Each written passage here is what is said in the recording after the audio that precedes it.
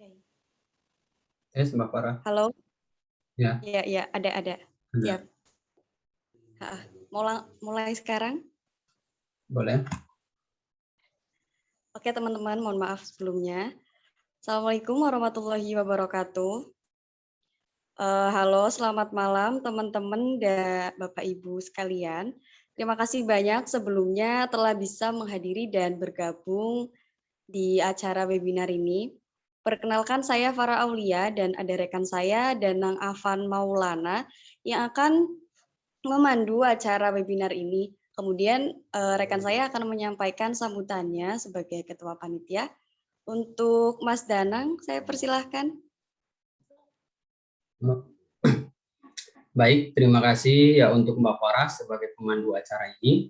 Pertama-tama, perkenalkan saya Danang Afan Maulana dari SI Syndicate Internasional selaku ketua panitia dalam acara webinar pada malam ini yang bertemakan Perform Recognition for Ethical Hacking dan Cyber Security di era Industri 4.0.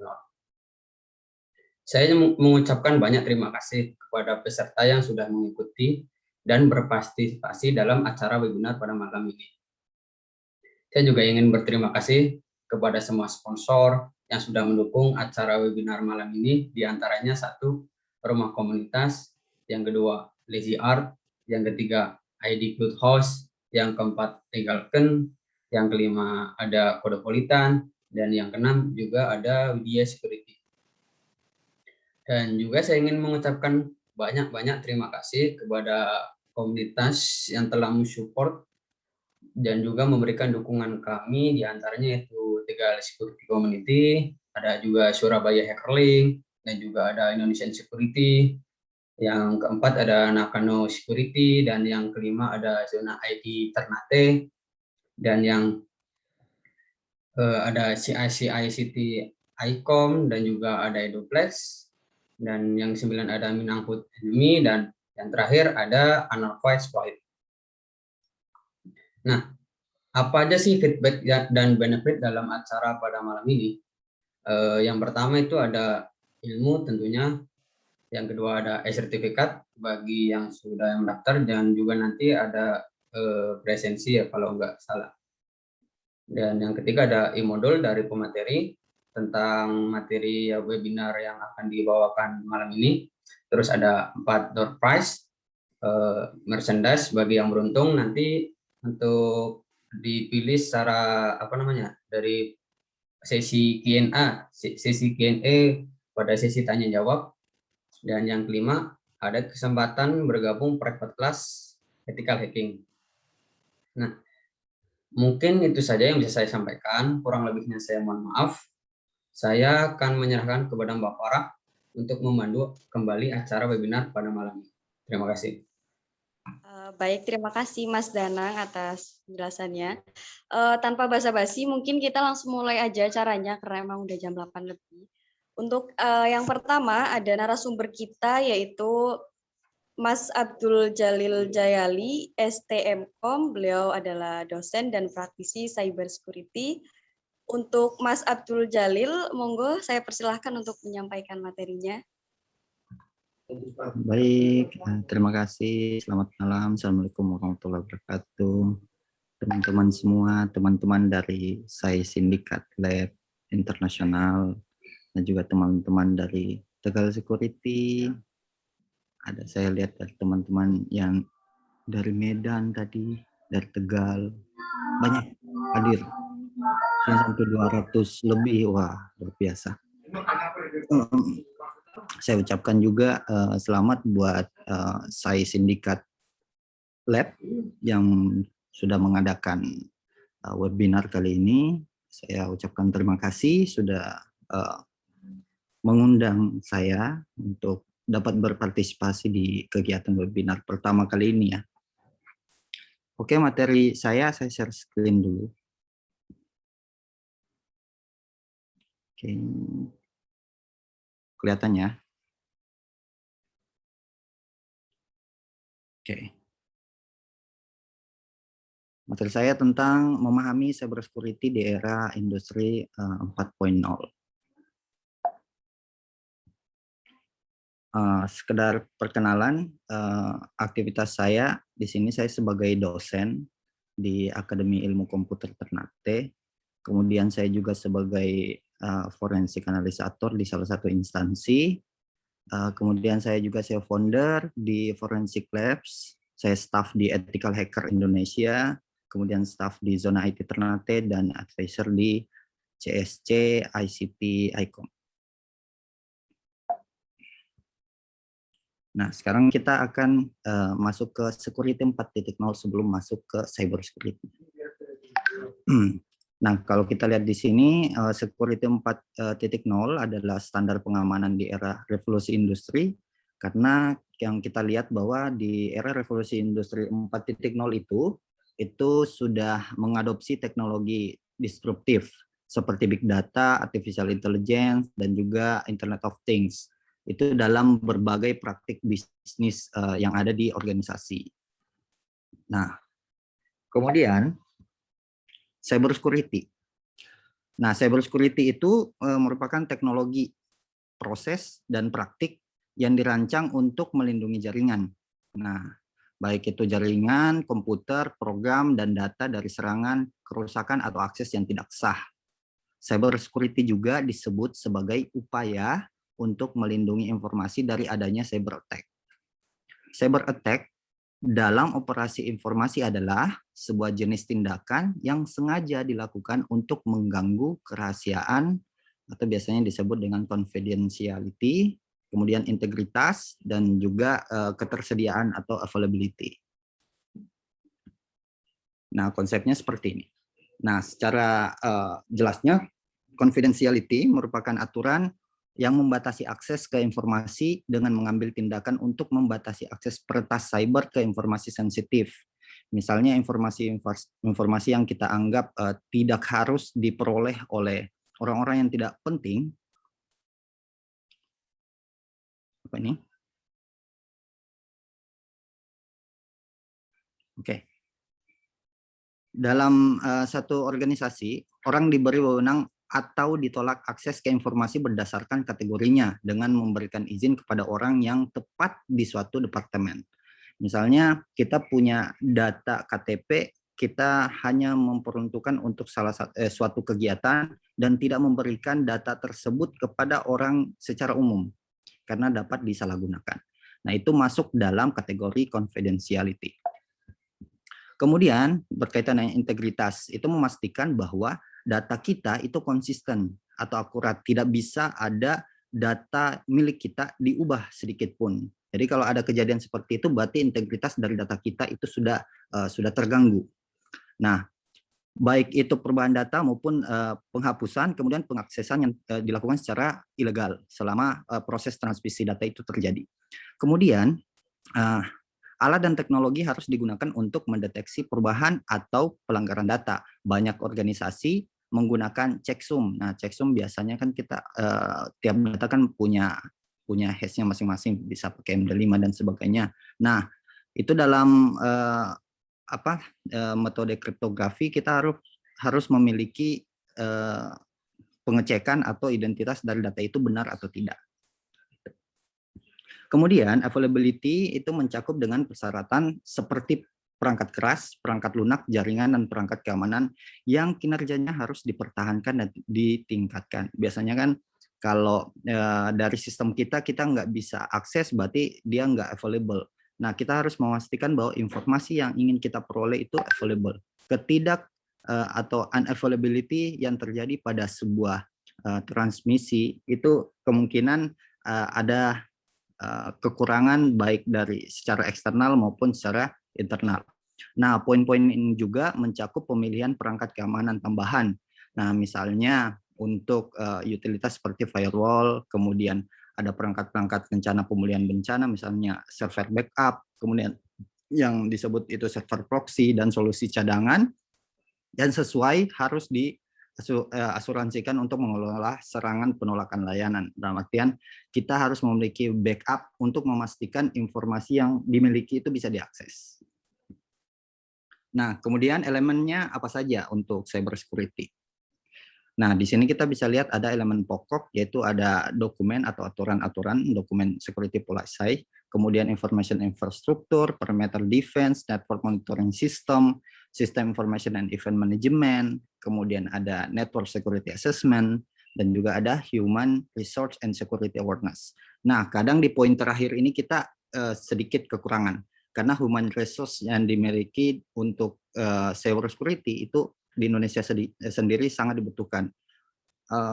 Kita berbicara Indonesia secara umum, untuk human resource di cyber security sangat besar kebutuhannya, apalagi saya sendiri yang berada di Indonesia Timur itu sangat kekurangan berkaitan dengan human resource. Belum sampai ke cyber security, baru ke pemahaman IT itu masih kurang, apalagi terkait dengan security awareness-nya. Nah, sekarang kita lihat apabila cyber security itu tidak dimatangkan, itu resikonya apa saja?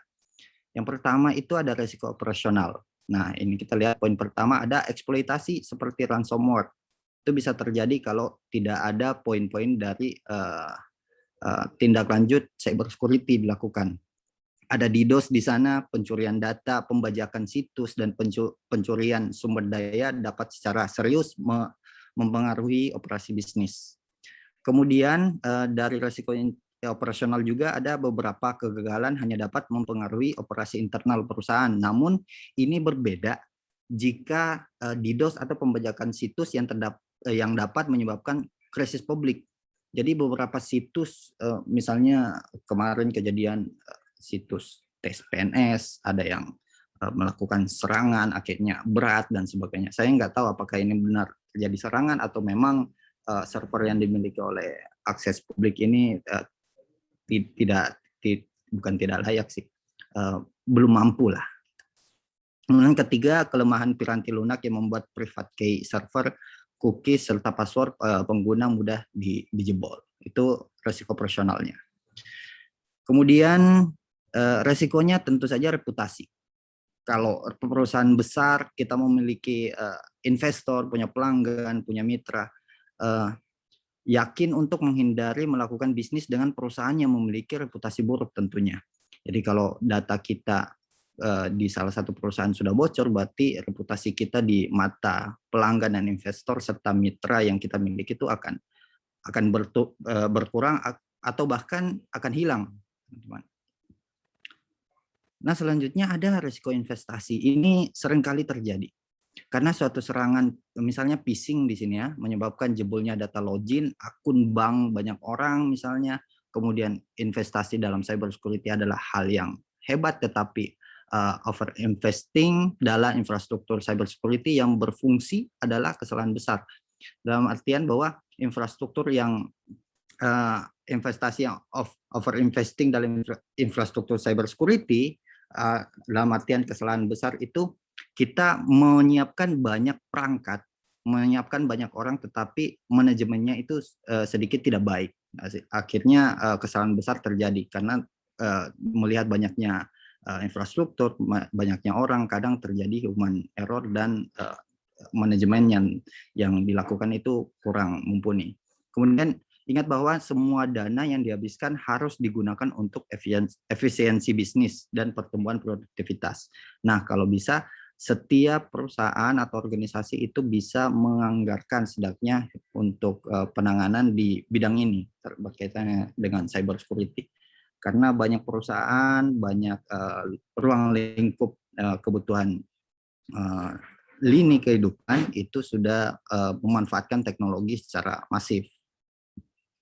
Nah, sekarang kita lihat penggunaan istilah dari cyber di Indonesia itu ada beberapa. Di sini ada cyber law, ada cyber security, cyber crime, cyber war, dan cyber attack. Cyber law itu lebih mengarah pada aturan-aturan di dunia cyber.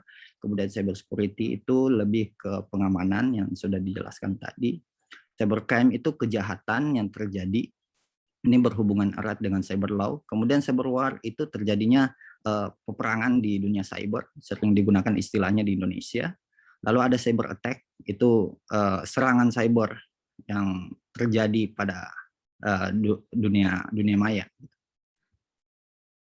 Nah, serangan-serangan cyber di era digital, kalau materinya kali ini tentang reconnaissance itu merupakan tahapan awal, sehingga kalau kita mau bilang bagaimana serangan-serangan ini terjadi, berarti mengarah pada etika dari orang yang melakukan recon itu sendiri. Karena recon kan yang kita ketahui, mungkin beberapa dari kita mengetahui bahwa recon adalah tahapan mengumpulkan informasi. Kadang banyak orang yang mendapatkan informasi yang sudah lengkap, mengarahkan itu ke jalan yang baik dan yang jalan yang buruk. Nah, itu menjadi pilihan. Ini jenis-jenis serangannya yang teman-teman bisa lihat di layar.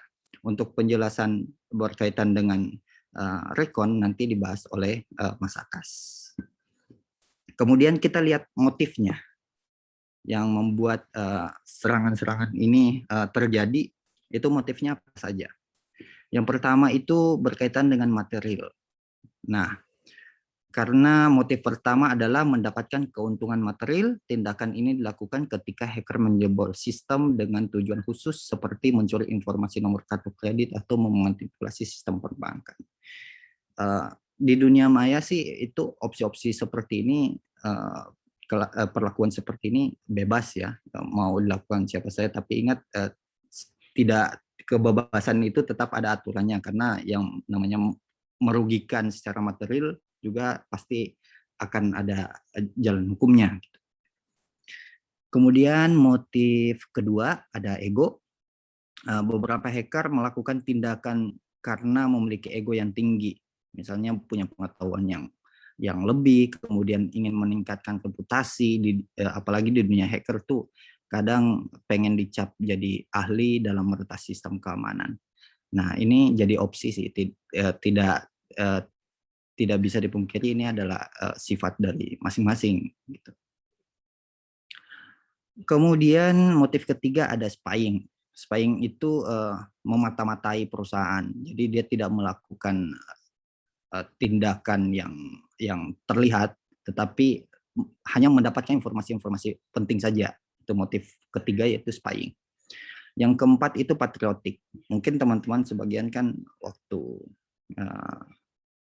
kejadian bendera Indonesia kebalik itu kan sifatnya serangan ke Malaysia kan bersifat patriotik. Nah, kurang lebih seperti itu. Kemudian ada beberapa tipe. Ada black hat. Black hat itu pada dasarnya memang orang-orang jahat. Motifnya itu negatif, tujuannya itu ya untuk mencari keuntungan sebanyak-banyaknya. Nah, di sini ada white hat. White hat itu lebih ke peretas yang etis, merupakan pakar keamanan cyber dan dapat membantu pemerintah atau organisasi.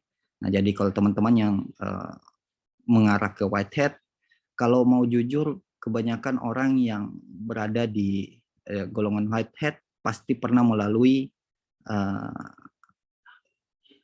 golongan-golongan sebagai black hat tentunya, karena belum bisa menjadi orang yang mampu memberi bantuan ke pemerintah berkaitan dengan serangan-serangan cyber apabila tidak mengetahui metodenya. Kemudian ada grey hat. Grey hat itu peretas yang mengeksploitasi sistem internet untuk memberitahu organisasi terdapat kerentanan yang terjadi.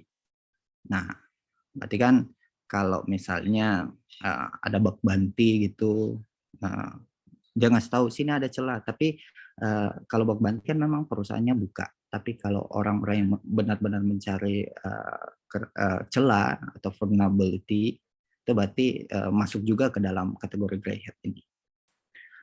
Selanjutnya ada blue hat. Blue hat itu lebih ke peretas amatir. Biasanya teknik mereka dilakukan karena motif jahat, seperti serangan balas dendam. Jadi misalnya ada dua kubu organisasi, dua kubu komunitas, yang satu pernah diretas punyanya balas dendam. Nah, ini kategorinya tidak mengarahkan ilmunya dengan sesuai. Kemudian ada red hat. Red hat ini peretas topi hitam, menemukan peretas topi hitam, jadi orang-orang yang lebih memburu lah. Jadi lawannya si black hat ini, si orang-orang red hat ini. Kemudian ada script kiddie. Script kiddie ini peretas amatir, mereka tidak menyebabkan kerugian besar atau kerusakan pada organisasi. Itu mereka menggunakan sebuah software hacker yang diunduh atau script yang dibeli untuk membombardir traffic dalam sebuah situs web misalnya memanfaatkan Loic, misalnya kayak gitu. Lalu ada green hat, orang-orang yang belajar gitu. Nah, kurang lebih kalau teman-teman yang ada di komunitas di sini, yang ada di organisasi, ada di grup-grup Facebook, saya lihat banyak nama yang saya kenal. Ini pasti berada dalam kategori ini. Mudah-mudahan ilmu yang dipelajari itu bermanfaat.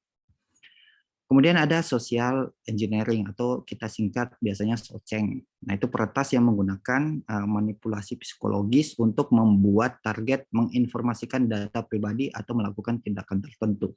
Nah, SOCENG ini bisa masuk juga tuh di tahapannya rekon di aktif ya, aktif.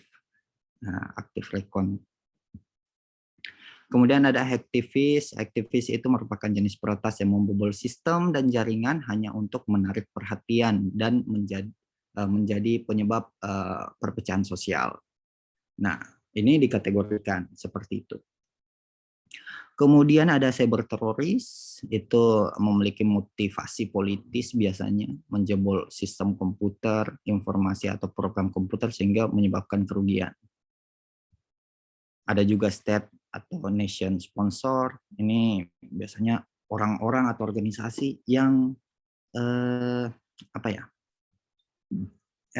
disponsori oleh sebuah negara gitu untuk melakukan peperangan atau pencurian informasi. Lalu ada kelompok juga yang namanya malicious insider atau whistleblower. Itu peretas ini bertujuan untuk membocorkan informasi penting dari suatu organisasi. Jadi informasi-informasi penting itu dilepas. Ini informasi dari perusahaan ini kayak gini. Data-datanya seperti ini. Kemudian ada para elite hacker. Ini orang-orang yang luar biasa.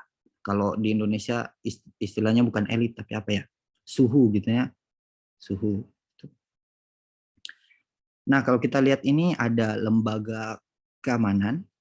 Itu kita lihat dari pemerintah daerah dan pusat itu ada Sirti, kemarin kita kenang itu ya Pak Iwan ya, kemudian ada di Kominfo, kemudian LSN, lalu ada penegak hukum dari kepolisian, ada PPNS, pengadilan dan kejaksaan, kemudian internasional ada First sama Absurd, dan juga secara nasional Indonesia itu ada CSIRT atau Cyber Security Incident Response Team, dan komunitas keamanan. Mudah-mudahan komunitas yang kita miliki masing-masing di sini tujuannya juga sama untuk menjaga keamanan informasi. Ya, setidaknya informasi kita sendiri, kelompok kita, dan kalau memang bisa di negara kita. Selanjutnya profesi. Nah, ini profesi.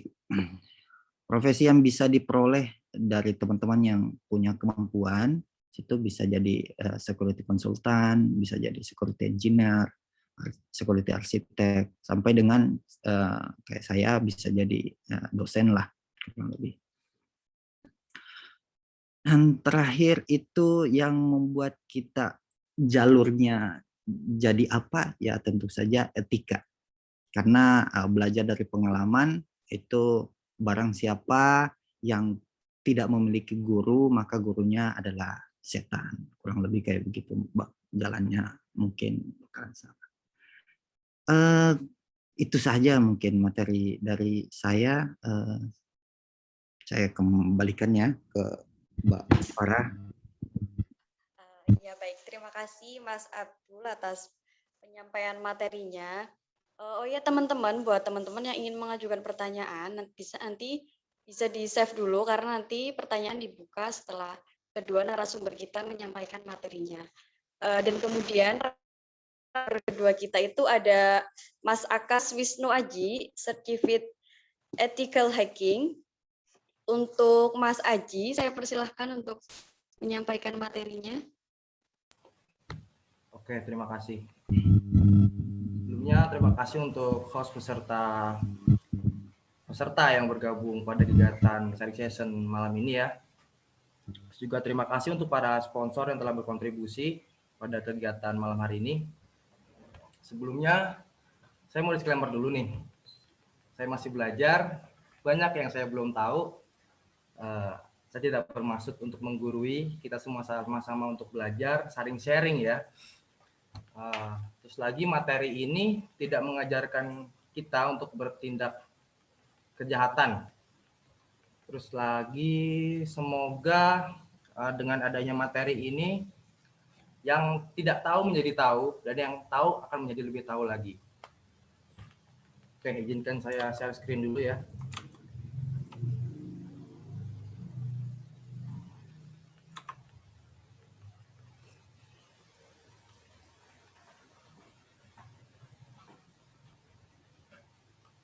Oke, kelihatan ya? Kelihatan nggak? Sip. Kelihatan, Mas. Oke. Saya mau membawakan materi yang berjudul Perform Reconnaissance for Ethical Hacking. Sebelumnya perkenalan dulu. Kalau kata orang-orang tuh tak kenal maka tak sayang. Tapi yang udah lama kenal nggak sayang-sayang kan. Nama saya Kasus Nuaji, profesi sebagai pentester pada sebuah perusahaan. Keseharian saya itu kerja, pentest, pulang, tidur, gitulah pokoknya. Oke, lanjut ke topik. Apa sih ethical hacking itu? Ethical hacking itu merupakan aktivitas melakukan penetrasi ke suatu sistem, jaringan, aplikasi target dengan mengeksploitasi kerentanan yang dimiliki dan beretika dalam kutip. Oke. Fase ethical hacking itu dibagi menjadi beberapa bagian. Yang paling utama adalah perizinan terlebih dahulu. Ya, jadi jangan sembarangan asal nge-hack gitu. Jadi kita tuh harus kayak punya perizinan dulu kepada sang pemilik aset. Yang pertama tuh ada reconnaissance. Kedua ada scanning. Nah, scanning ini saling berhubungan dengan reconnaissance, di mana nanti reconnaissance juga membutuhkan alat otomatisasi untuk melakukan scanning informasi lebih dalam lagi nanti. Terus ada lagi gaining access. Nah, pada fase ini hacker mencoba melakukan eksploitasi dari kerentanan yang telah diidentifikasi oleh yang telah diidentifikasi dari hasil reconnaissance yang telah didapatkan oleh si hacker tersebut gitu. Terus ada lagi maintain access. Nah, maintain access ini jadi ketika si hacker berhasil mengeksploitasi sebuah celah, nah dia akan membuat sebuah backdoor atau jalur belakang gitu ya. Jadi tuh kalau misal suatu waktu si hacker butuh sistem tersebut untuk melakukan sesuatu tuh tinggal masuk aja gitu, nggak usah exploit lagi karena kita tuh udah nanam kayak semacam pintu gitu ya. Terus ada lagi clearing tracks gitu. Ini tuh fase di mana si hacker menghapus jejak, ya, membersihkan jejak dan bukti hingga tidak ada jejak yang mengarah pada si hacker tersebut gitu. Nah, selanjutnya informasi adalah segalanya.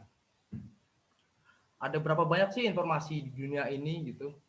Tentunya sangat tak terbatas ya. Informasi merupakan hal yang sangat penting dalam melakukan sesuatu. Bahkan peran penting informasi ini tuh menentukan tingkat keberhasilan seorang hacker dalam melakukan eksploitasi pada sebuah sistem.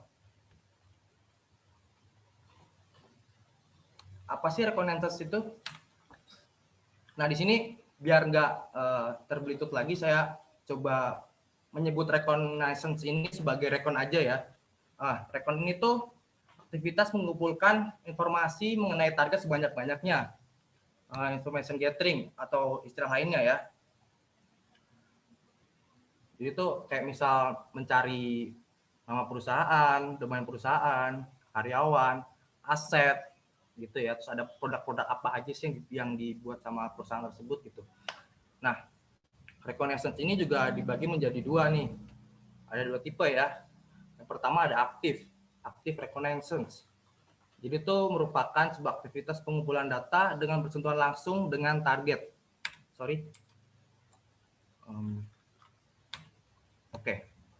Dengan bersentuhan langsung dengan target. Nah, aktif ini juga dibagi menjadi dua tipe. Yang pertama tuh ada fisik. Sepertinya tuh kayak misalnya kita tuh bersentuhan langsung dengan target, kayak misal mendatangkan langsung ke si target itu. Kayak misalnya social engineering ya. Itu tadi udah dibahas sama Mas Abdul, social engineering itu apa.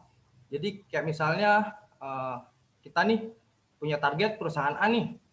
Nah, kita datangin tuh ke tempatnya gitu kan. Barangkali di tempat itu menyediakan semacam fasilitas wifi gratis gitu. Nah, kita bisa menggunakan wifi itu untuk melakukan scanning, atau mungkin kita bisa melakukan intercept untuk melihat network trafficnya ya gitu ya.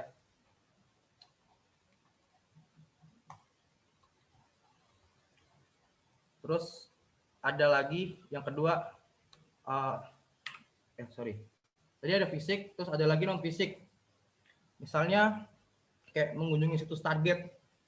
Jadi tuh si perusahaan itu punya website perusahaan.com misalnya ya. Kita bisa mengunjungi situs tersebut. Kita bisa lihat nih dari source code-nya, mungkin terus dia pakai CMS apa, apakah WordPress atau mungkin Joomla gitu ya, atau mungkin dia pakai framework seperti CodingTyper, Laravel gitu ya, kita bisa tahu dari situ. Terus yang kedua ada pasif. Pasif ini salah satu aktivitas pengumpulan data secara tidak langsung ya, secara tidak langsung dengan target. Misalnya nih, kayak kita nyari informasinya dari media-media kayak misal berita, koran, ada TV, internet gitu kan. Di situ ada banyak banget yang disajikan dari sumber-sumber yang terbuka gitu. Oke, ini poin pentingnya ya. Jadi tadi cerita singkat tentang reconnaissance, pengertian. Sekarang kita ke praktikalnya nih. Yang pertama ada search engine. Kita bisa memanfaatkan search engine ini buat melakukan reconnaissance. Misalnya Google ya, google.com. Misal target kita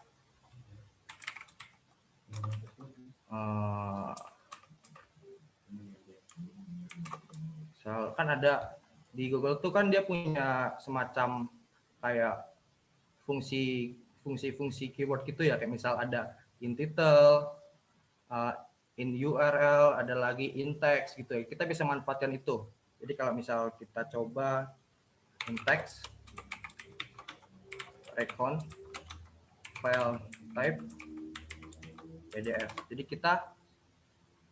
kita nyari file PDF yang di dalamnya terdapat kata recon. Ya, kayak ini misalnya nih. Nah, kita bisa dapetin ini melalui dari search engine. Tinggal kita tambahin aja misal site misalnya perusahaan gitu. Itu misalnya, ini perumpamaan aja. Oke, ini dari search engine ya. Ada lagi mungkin dari title deh. Dari in text, in title. Oke, ini ada. Dapat lagi, terus ada lagi dari mungkin URL. Coba, sorry.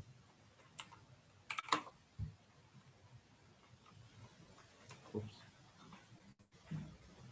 Hasil.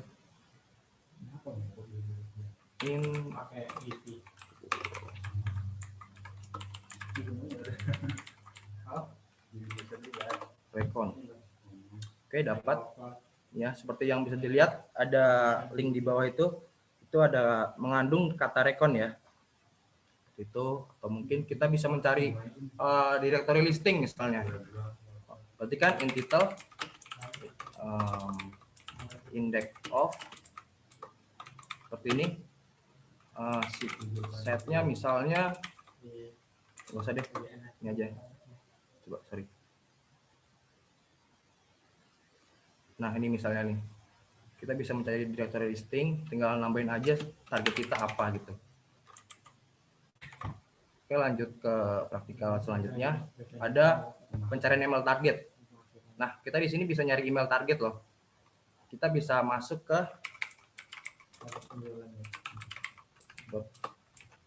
Ayo. Nah, ini adalah website yang menyediakan pencarian email secara gratis ya, dengan memodalkan domain targetnya, misalnya google.com. Nah, kita bisa tahu nih email apa aja sih yang ada gitu kan. Nah, ini misalnya. Oke. Nah, dia dapat source-nya tuh dari sini. Ini kita bisa manfaatkan mungkin untuk melakukan seperti serangan phishing gitu ya. Kita bisa mengirimkan sebuah email yang berisikan link phishing gitu. Terus ada lagi financial nih. Financial. Berarti kita ke Google Finance. Nah, jadi Google itu ada sebuah fitur ya, itu kita bisa melihat finansial dari sebuah perusahaan gitu. Di sini bisa kita lihat ada Alibaba, Facebook, Nvidia, ada Bank of America, Amazon, atau mungkin kita bisa mencari secara spesifik lagi Google mungkin. Ya, ini adalah income-nya ya. Jadi kita bisa tahu informasi-informasi ini tentang targetnya gitu. Ada lagi pencarian domain dan subdomain target ya. Nah, untuk pencarian domain ini kita bisa menggunakan website yang sudah menyediakan tools secara gratis ya. Misalnya ada Certesa,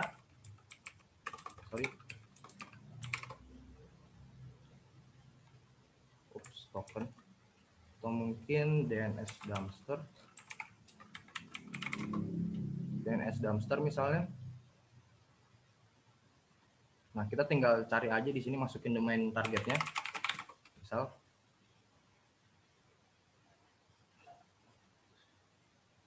ya, bisa dilihat di sini kita bisa dapat subdomainnya ya. Ini sangat mendukung ya untuk kegiatan mungkin black box atau bug hunting ya. Lagi ada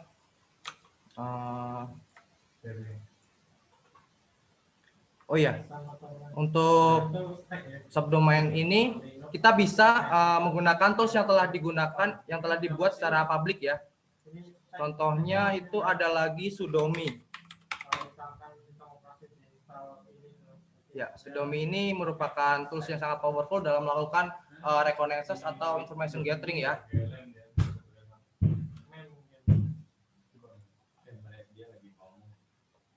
Ya, ini dia nih. Langsung aja kita praktekin.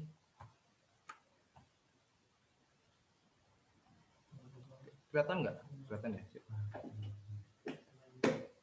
Sorry. Oke, aku udah download ininya. Coba dulu. Oke, kita baca dulu dokumentasinya ya.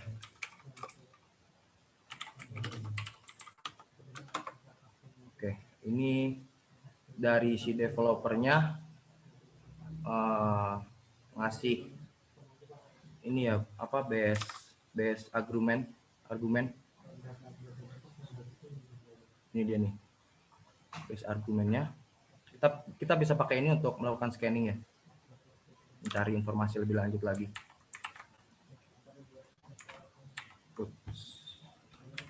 Sorry. Oke, ini untuk example aja.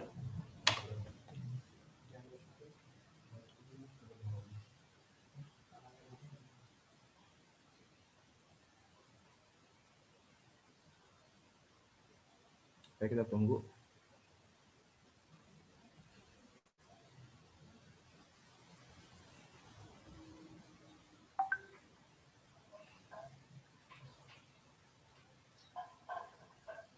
Oke, jadi secara otomatis kayak ngebuka gitu ya di browser ya. Ini tuh ada Android.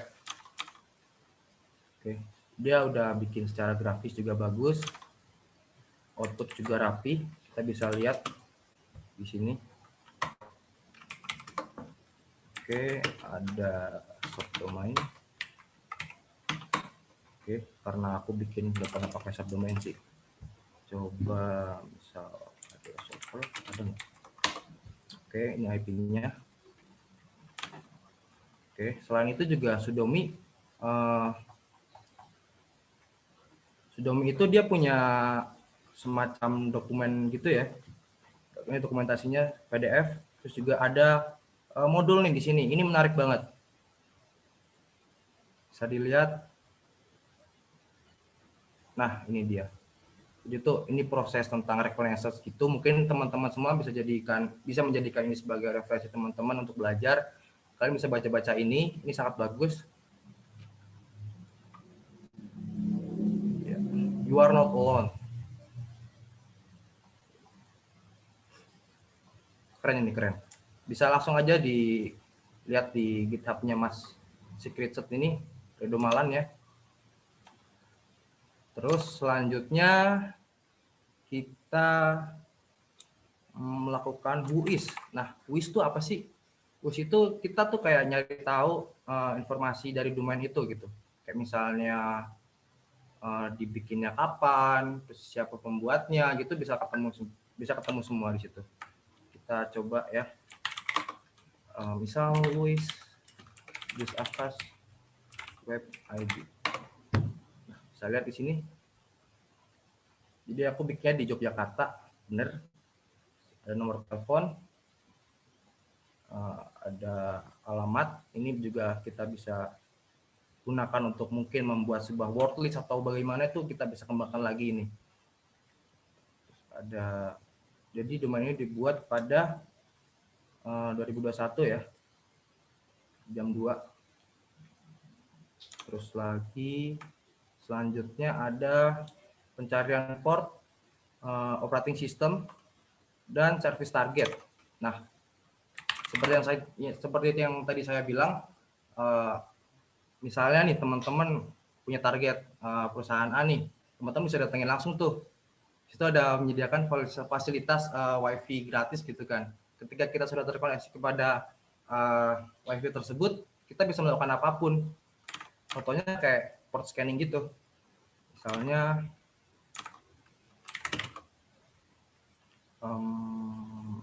ini ya, kita coba deh nmap. Misal nih IP korbannya nih, kita coba lihat dokumentasinya dulu. Nmap.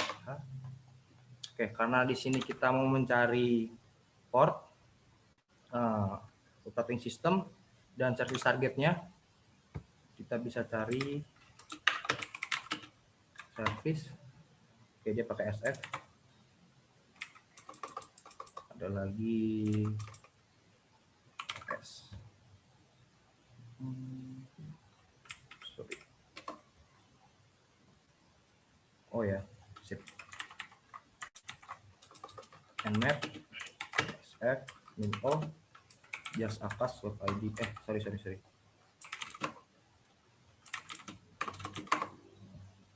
IP-nya.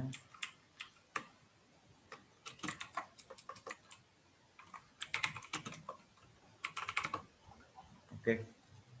Jadi di sini kita menjalanin nmap. Kita nyari versinya berapa, servisnya apa aja, terus nanti ada OS yang dipakai itu apa. Mungkin ada firewall ya. Atau mungkin kita ganti target deh. Coba ini.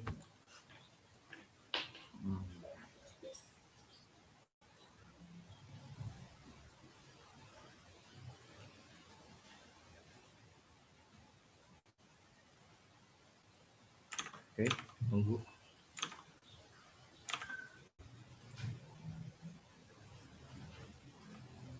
Oke, ini udah keluar ya resultnya.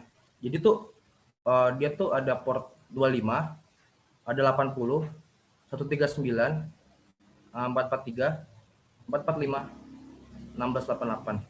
Gitu. Servisnya ada HTTP, SSL, NetBIOS, terus ada lagi dia 80-nya itu dia dari Apache, berarti dia ada websitenya, ada ininya, membuka website gitu. Nah, sip, bener kan? Oke, selanjutnya dia pakai OS-nya tuh Linux, ya. 87% Linux. Terus lagi selanjutnya kita mau ekstraksi URL. Nah, buat para teman-teman black box dan juga bug hunter ya, ini tuh berguna banget buat mencari seperti endpoint yang hidden atau mungkin endpoint yang tersembunyi itu juga bisa lewat ekstraksi URL ini.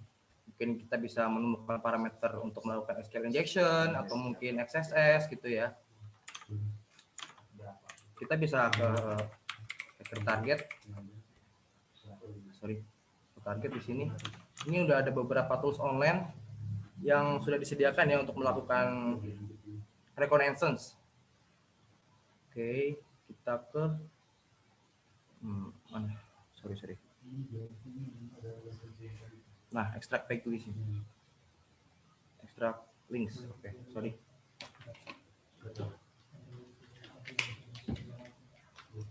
Oke. Kita coba di sini kita cari link apa aja sih yang terdapat pada website Just Akas Web ID.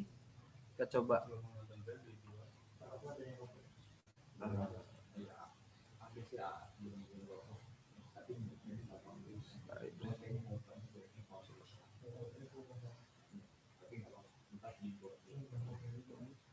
Oke.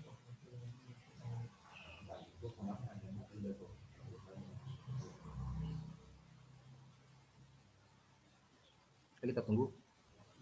Agak lama ya. Atau kita pakai API-nya aja. Nah, ini udah keluar nih. Kan. Pakai API-nya aja ya.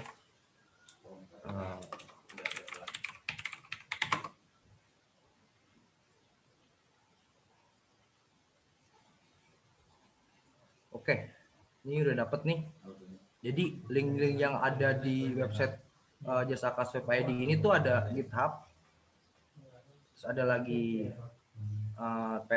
tools, ada blog, ada Instagram. Kita bisa tahu nih endpoint apa aja sih yang ada di situ, URL apa aja sih yang ada di situ gitu ya. Ada mungkin kan kalau misal website target kan biasanya tuh dia ada yang kayak gini nih, misal blog, terus kategorinya, terus di sini ada namanya misal berita gitu ya. Mungkin kita bisa melakukan SQL injection di sini misal gitu. Ini sangat berguna banget. Terus ada lagi wayback URL. Nah, wayback URL ini tuh kita mencari record dari URL yang ada di website tersebut gitu. Kita bisa ke web archive. Oke.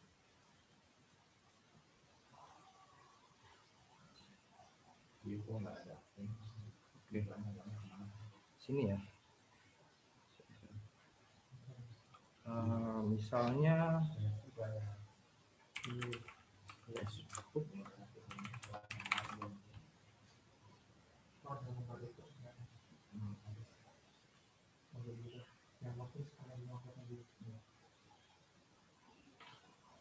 Ada di sitemap.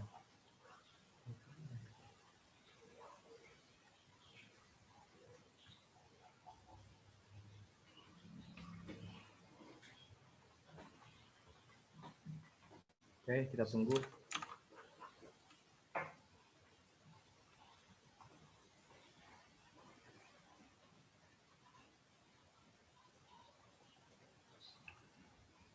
Agak lama ya.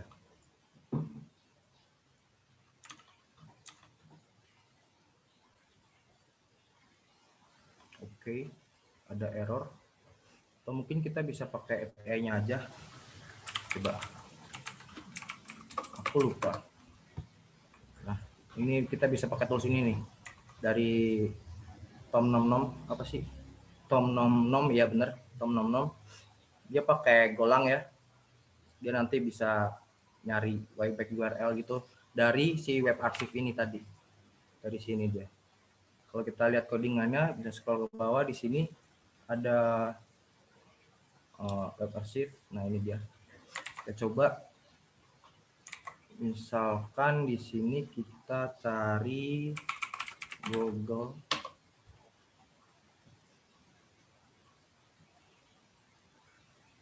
Oke, kita bisa lihat di sini ada beberapa URL ya dan parameter-parameter yang ada pada Google gitu. Ini ada banyak banget. Jadi tuh saya klarifikasi lagi nih tuh nggak semua URL di sini tuh valid karena dia itu nge-record dari URL yang pernah ada di situ gitu. Kalau misalkan sekarang nih ini bisa nih ya, ini bisa kita akses gitu. Terus atau update nih dan secara otomatis ini bakal 404 walaupun di sini juga masuk ke dalam database si web archive tersebut gitu. Ini sangat berguna banget buat kegiatan black box ya. Oh ya, sebelumnya black box. Kalau yang belum tahu black box itu apa sih? Jadi dalam penetration testing itu dibagi menjadi beberapa bagian. Ada black box. Black box itu kita benar-benar jadi hackernya nih. Jadi benar-benar hitam, kita nggak dikasih clue apapun gitu. Terus ada lagi gray box. Gray box ini kita cuma dikasih kredensial doang dari si kliennya gitu. Terus ada lagi white box. Nah, white box ini kita dikasih source code dan kita melakukan static analysis dan mencari celah-celahnya dari situ gitu. Kita bisa melakukan itu. Oke, jadi ini cocok banget buat kegiatan black box ya. Kita bisa mencari track record dari sebuah website tuh di sini. Terus kita lanjut next lagi. Oke, udah selesai. Selanjutnya ada top extensions untuk Recon ya. Yang pertama ada Wapalizer. Wapalizer ini sebuah ekstensi yang bagus. Misalnya ini ya. Nah, kita tuh bisa tahu teknologi apa aja sih yang dipakai sama target kita gitu. Sebenarnya dia pakai OpenGSE atau kita coba deh ke yang lainnya, misal ke GitHub deh coba. Nah, dia pakai Ruby ya. Dia pakai Ruby, pakai HTTP 2. Frameworknya Ruby on Rails, more info. Oke, harus berbayar deh ya. Terus lagi selanjutnya ada Shodan. Nah, ekstensi Shodan ini itu secara otomatis sorry. Mana sih? Shodan nggak bisa.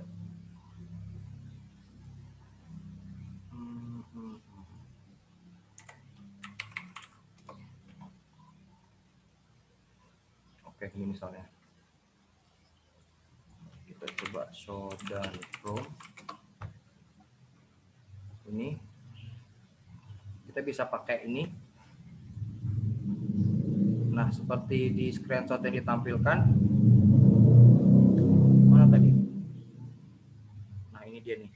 Itu kayak bisa ngeluarin, bisa memberitahu website target kita tuh pakai port apa aja sih yang terbuka gitu kan. Terus ada lagi, nah kelihatan ya.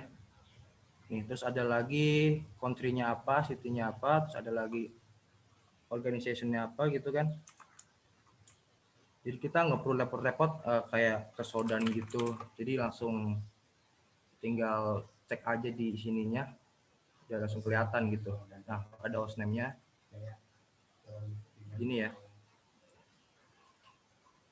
Oke, sorry. So, domain details, dia langsung kalau nggak salah langsung di-linkkan ke Shodan. Nah, bener kan. Nah, jadi itu kita cuman misal target Google nih, targetnya Google nih, tinggal klik doang, terus view domain details langsung dialihkan gitu ke sini, langsung dilempar ke Shodan domain ini. Ada lagi view IP details. Oke, jadi kita tuh nggak usah repot-repot kayak buka tab terus nanti masukin target.com gitu. Itu udah nggak perlu, tinggal klik aja gitu kan, lebih simple dan menghemat waktu ya. Terus ada lagi HTTP header live. Nah, ini itu kita bisa ngelihat network trafficnya, request trafficnya ya, yang terdapat pada target kita. Kita bisa lihat dari beberapa sorry.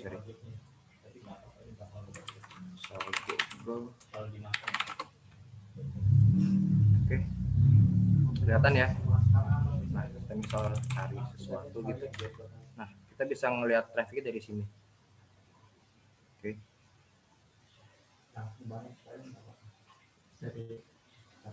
Oke, comparison. Sip. Oke, selanjutnya ada .git. Ekstensi ini tuh sangat bagus dan recommended banget dari aku. Kenapa? Jadi ketika kita mengakses target yang memiliki folder .git seperti ini, misal, Ya, lanjut lagi. Kalau misal si target itu punya folder .git yang terekspos, kita bisa melakukan dumping untuk data-data yang terdapat pada Git tersebut gitu. Kita bisa melakukan dumping. Biasanya itu kita bisa menemukan seperti kredensial, backup, atau mungkin bahkan sampai itu kita dapetin kayak misal KTP gitu. Itu bisa dapet sih kalau misal dari Git terekspos ini. Makanya ini sangat berbahaya banget. Kayak celah-celah miskonfigurasi itu sangat perlu diperhatikan ya. Ada lagi IP address and domain information. Kita bisa lihat di sini.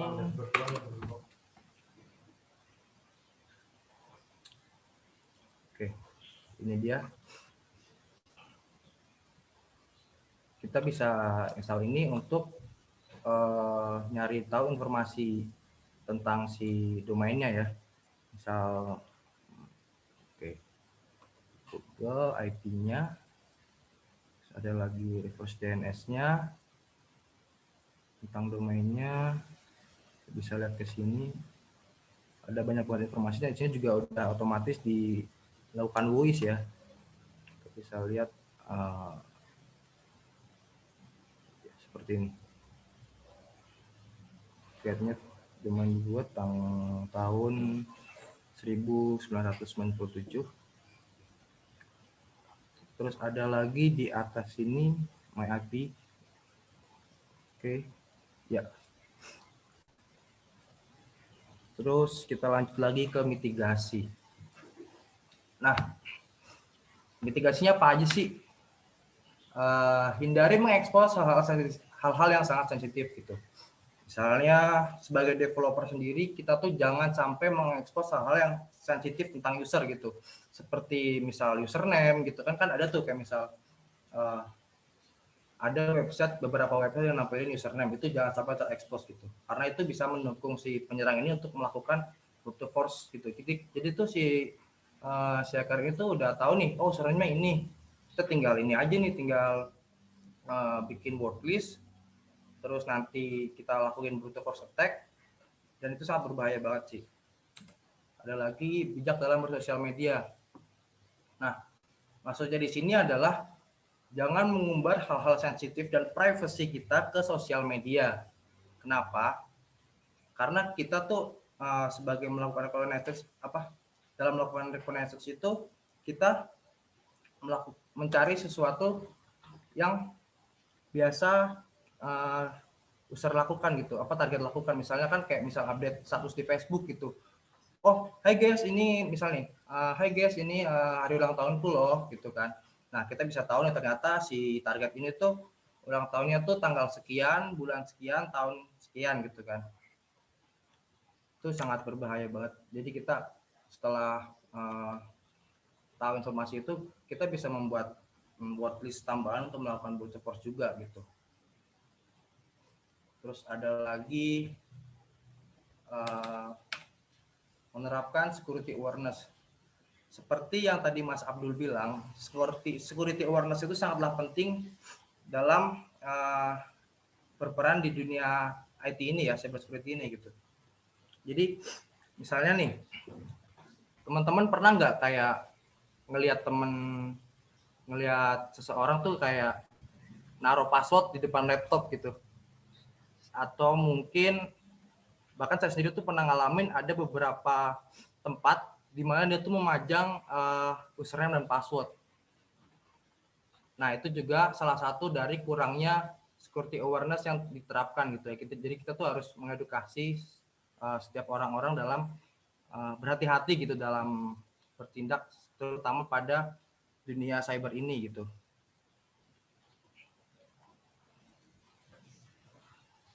Selanjutnya,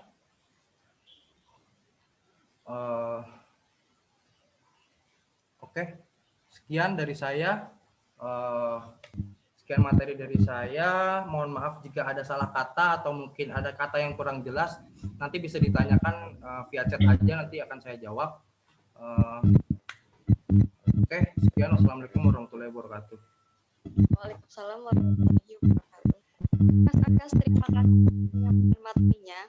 Oh iya teman-teman, buat teman-teman yang udah menyiapkan pertanyaan, nanti kita akan buka sesi pertanyaan ditulis di kolom chatting itu, kita buka selama 3 menit. Dan untuk formatnya jangan lupa ya teman-teman, nama, WhatsApp, pertanyaan untuk siapa, kemudian pertanyaannya apa, karena nanti pertanyaan terbaik akan mendapatkan gift dari kita. Oke, silakan teman-teman ditulis pertanyaannya di kolom chatting. Kita hanya membuka kolom chatting ini selama 3 menit. Dan untuk lebih detail merchandise-nya lagi, door prize dari kita, mungkin dari Mas Rizky akan menjelaskannya lebih detail lagi. Silahkan Mas Rizky.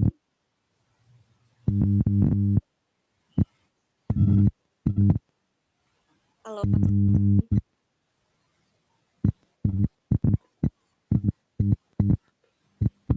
Ya, halo. Terima kasih banyak untuk Mbak.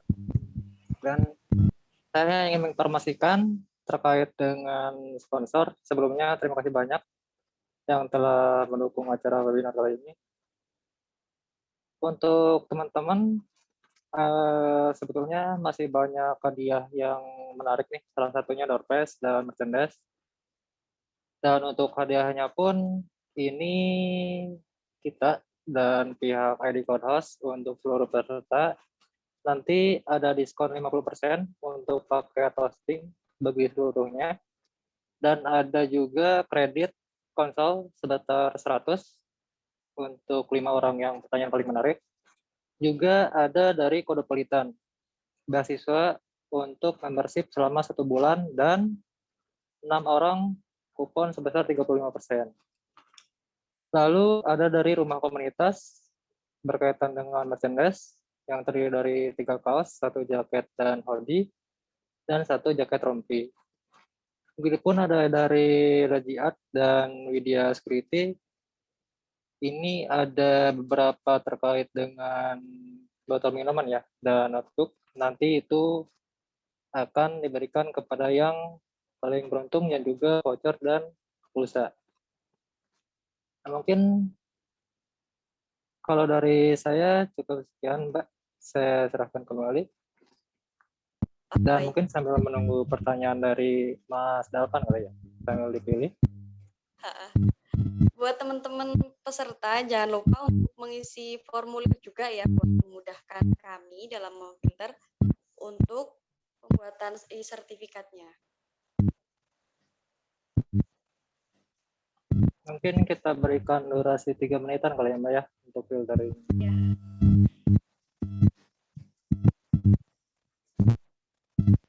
Ini udah banyak pertanyaan masuk.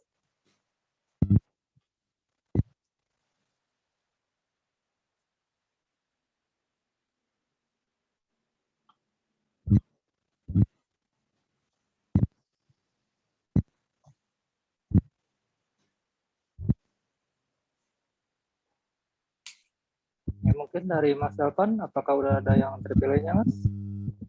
Oke, dan untuk teman-teman, ini hanya sekedar informasi terkait dengan sponsor. Ini selain dari yang ID Cloud Host, untuk yang promosi, teman-teman nanti bisa ngebuka link yang ada di ID Cloud Host/promosi. Lalu berkaitan dengan Cosmopolitan, mereka adain Campik bersertifikat dan kerjasama bersama Alibaba Cloud. Ini bisa diakses di iforward.cosmopolitan.com. Untuk lebih detailnya mungkin nanti di chat sama co-host dan hostnya. Yap. Terima kasih, Mbak Farah. Ya, terima kasih Mas Rizky. Untuk Mas Danang, apakah sudah terpilih pertanyaannya? Halo, terima kasih Mbak Farah. Sepertinya ya Mas ya. Mungkin bisa di mute dulu tuh Mbak Farah, kayak agak-agak berdenging gitu. Oh ya, siap.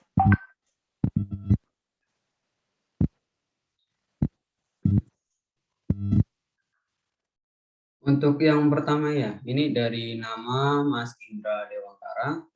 Pertanyaan untuk Mas Abdul Jalil Jayali. Pertanyaannya itu membahas mengenai keamanan siber. Jadi menurut Mas Abdul, apabila website atau aplikasi mobile perusahaan terkena serangan siber, apakah ada langkah kita sebagai pengguna web atau aplikasi mobile perusahaan tersebut untuk mengamankan data sendiri? Jika ada, apa saja langkahnya, Kak? Terima kasih. Mungkin Mas Abdul bisa langsung menjawab. Oke, langsung jawab ya. Berkaitan dengan kalau sudah mengalami serangan gitu. Dari Mas siapa tadi? Dari Mas Indra Dewangkara. Mas Indra. Nah, ini kan berarti sudah dalam kondisi pasca serangan. Paling optimal yang dilakukan adalah jika serangan itu terjadi karena konektivitas jaringan, ada baiknya kita lakukan dalam kondisi live, atau bisa saja kita backup kalau kondisi perangkatnya mati gitu. Nah, misalnya yang diserang itu perangkat routernya, berarti yang kita analisa nanti log-log serangan yang ada di sana. Nah, berkaitan dengan website, nah setiap serangan kan polanya beda-beda tuh serangannya, baik di database mau dari segi tampilannya, misalnya di device kita lihat, oh ternyata tampilan saya di device nih. Nah, kita lihat tuh log-lognya, kira-kira aksesnya lewat mana. Kalau biasanya kita belajar teknik serangan kan ada pola-polanya sampai bisa masuk ke dalam direktori tertentu dan akses-aksesnya seperti apa. Sama yang dijelaskan sama Mas Akas tadi, beberapa port yang terbuka itu rentan sekali. Contohnya akses FTP misalnya, nah itu rawan. Bahkan untuk beberapa hal, kalau database MySQL bocor dan ada akses yang di maintenance atau di hardening secara tidak baik, otomatis kan bakalan bisa dapat akses root ya, Mas Akas. Nah, untuk website ada baiknya itu ketika kita tidak mengerti, kita serahkan saja ke orang pasca serangan ini, ke bagian forensik misalnya, itu berkaitan dengan kerugian finansial atau kerugian lainnya yang sangat sensitif bagi perusahaan. Nah, kita tahan, kita berikan laporan kira-kira kerugiannya apa saja, nanti dianalisa. Yang pengen diperoleh ini apa? Apakah ingin memperoleh pelakunya, memperoleh dari mana jalurnya, ataukah hanya ingin memperoleh data-data yang sebenarnya mana nih yang diambil atau mana nih yang hilang. Nah, itu perlu kita lakukan, kita hubungi orang yang sesuai gitu. Nah, jangan melakukan tindakan yang sebenarnya asal tahu, itu bisa merugikan perusahaan yang Mas Indra tadi miliki, itu sangat bahaya. Jangan sampai data-data yang seharusnya tidak bisa disentuh malah tersentuh oleh orang-orang yang sebenarnya kurang paham gitu. Mungkin itu saja dari saya ya. Mungkin dari Mas Indra sendiri, Mas ada yang bingung, bisa raise hand ataupun unmute karena udah diberi akses. Kalau dari saya itu ya sudah cukup banget Kak jawabannya. Jadi terima kasih banyak ya Pak Abdul. Ya, terima kasih Mas Indra. Siap. Nah, untuk pertanyaan kedua ini masih untuk Mas Abdul Jalil Jayali. Dari Muhammad Rehan Bahtiar. Pertanyaan itu di modul Whitehead saya baca itu tugasnya salah satunya adalah mencari algoritma. Apakah setiap keamanan memiliki algoritma yang berbeda atau ada yang sama? Terima kasih. Terus untuk berkaitan dengan algoritma itu bermacam-macam ya. Algoritma itu bermacam-macam. Misalnya kita pengen, sebenarnya yang paling simpel itu menerapkan salah satu algoritma kriptografi. Kita pengen data kita hanya bisa dibuka dengan akses berupa enkripsi tertentu. Berarti kita menerapkan algoritma dari enkripsi yang ada. Misalnya pakai MD5 yang masuk ke dalam database, misalnya gitu kan lumayan sulit. Tapi setiap algoritma yang dikeluarkan otomatis kalau kita tidak terupdate dengan algoritma tersebut bisa saja kolongan, karena setiap algoritma kan kadang-kala bocor tuh database-nya. Kita bisa lihat di apa ya kemarin tuh, websitenya kita bisa dump sampai berapa giga database tuh, luar biasa. Nah, untuk algoritma sendiri itu metodenya sekarang sudah banyak bisa diterapkan baik di website, mau di mobile, mau di database, di jaringan pun ada algoritma atau rules yang bisa diterapkan di sana, lebih ke rules sih sebenarnya sama klasifikasinya.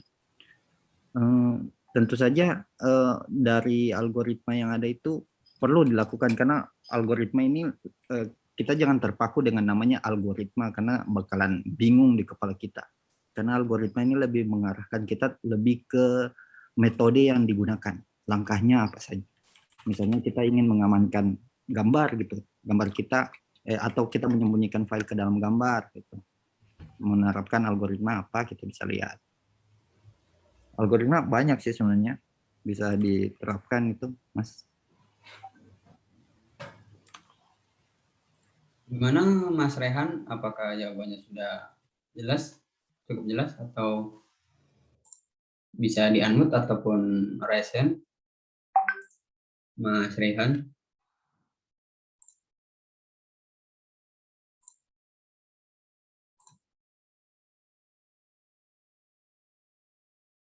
Mungkin jelas ya. Kita lanjut ke pertanyaan ketiga. Ini dari Mas Akas dulu atau mau lanjut ke Mas Abdul, Mas? Selang-seling boleh, Mas? Selang-seling ya, boleh ya. Ini untuk Mas Akas ini. Pertanyaan yang pertama itu dari Ari Purnama Haji. Dia itu bertanya, untuk berkarir menjadi pentester, kira-kira apa saja yang harus dipelajari untuk bisa mendapatkan pekerjaan sebagai pentester? Untuk Mas Akas bisa langsung menjawab. Ya, terima kasih sebelumnya. Ini salah satu pertanyaan yang sangat bagus dan mungkin banyak di benak teman-teman semua mungkin ya. Termasuk saya juga dulu beberapa tahun lalu saya juga bingung gitu. Kan jadi pentester tuh harus apa aja sih gitu. Terus harus ngapain aja. Terus kalau misalnya udah bisa terus ngapain. Itu ada titik di mana aku tuh stuck gitu. Jadi sebenarnya tuh biar bisa bekerja sebagai pentester itu sudah pasti harus bisa pentest. Tahu secara basic mengenai web security, kayak CVE apa aja sih gitu, kayak misalnya SQL injection itu dipelajari dulu, terus nanti tinggal bikin kenapa celah tersebut bisa terjadi misalnya gitu. Misalnya SQL injection itu adalah kita menginjek sebuah query SQL pada target yang memiliki kerentanan tersebut gitu misalnya. Nah, kenapa sih itu bisa terjadi? Oh, ternyata nggak ada misal validasi lebih lanjut mengenai karakter-karakter yang diinputkan oleh user gitu. Sehingga user tersebut bisa menginjek dengan karakter atau memanipulasi sebuah query gitu. Misalnya seperti itu. Jadi tuh pahami dulu dasar-dasarnya. Ada juga di YouTube tuh ada sebenarnya udah banyak batu yang di share sama teman-teman semua itu mengenai web security basic tuh udah banyak banget di YouTube. Kayak misalnya salah satu channelnya tuh ada Pak Semi, itu bagus banget. Ada lagi Web Security IPB, itu juga membahas tentang web security juga gitu.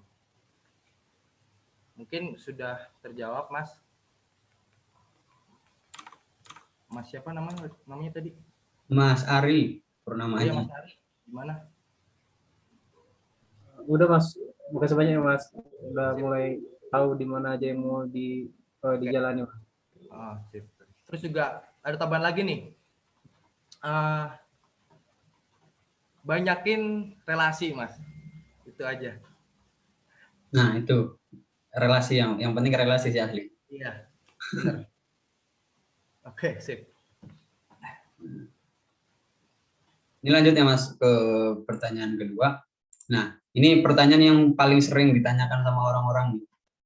Cuman biasanya kalau kita kadang bingung sendiri sih aslinya. Pertanyaan dari Mas Yudo Yulianto Pratama untuk Mas Akas. Kenapa kebanyakan hacker itu pakai Linux bukan Windows, Mas? Oke. Kalau disuruh pilih antara Windows atau Linux, sebenarnya balik lagi ke kenyamanan pengguna aja. Sekarang ada kok pentester yang pakai Windows, contohnya saya. Ini karena saya lagi pakai Linux aja gitu. Tapi kalau misal pentesting saya itu pakai Windows. Terus juga saya menggunakan WSL, Windows Sub Linux itu apa sih? Ya itu intinya. Itu kan Linux di Windows kan. Aku pakai itu. Kenapa sih kalau aku pakai Windows itu?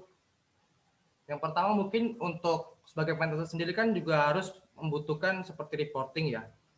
Aku butuh seperti Microsoft Word gitu untuk bikin report aku gitu dalam finding aku tuh apa aja sih gitu, nanti aku tulis di situ semua. Apa jawabannya? Terus juga kalau masalah dalam teknikal, misalnya dalam tools gitu, kan sudah tersedia ya, kayak misal Kali Linux, Parrot, terus apa lagi, Backtrack, terus apa lagi ya, Ibis OS tuh, DragOS juga. Ibis. Itu sudah dibuat ya, itu karya anak Indonesia, itu bagus banget. Nah, kan kita sudah disediakan itu. Kalau misal nggak mau ribet-ribet menginstal ini itu segala macam, itu sudah disediakan OS yang sudah siap pakai untuk melakukan penetration testing gitu. Gitu sih. Gimana Mas Yudo? Kalau untuk kelebihan dan kekurangannya ada nggak dari antara Windows dan Linux? Apa tergantung keperluan masing-masing, Mas? Keperluan masing-masing, Mas. Balik lagi ya tentang kenyamanan gitu. Nggak harus bergantung tentang Windows atau Linux. Jadi nyamannya di Windows ya Windows aja gitu. Atau juga di Windows juga menyediakan ada misal VirtualBox gitu, kita juga bisa melakukan sesuatu juga di Windows gitu kan.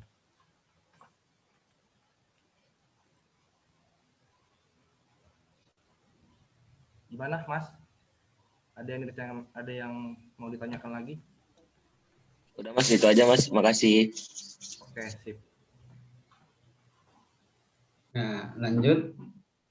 Kita pertanyaan untuk Mas Abdul lagi ya.